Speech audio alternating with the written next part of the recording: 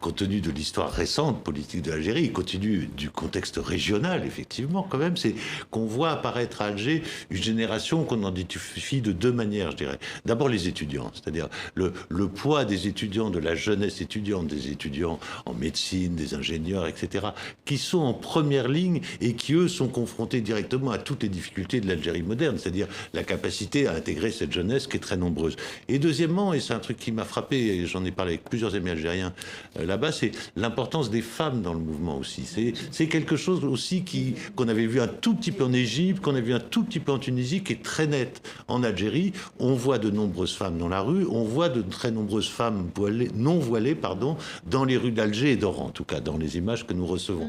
Alors là aussi, on voit que dans un pouvoir qui a utilisé depuis 20 ans cette espèce de menace islamisme mélangée à un ordre moral, mélangée à une vision conservatisme du monde, que finalement les femmes, malgré tout, une fois de plus, sont peut-être l'avenir de l'humanité.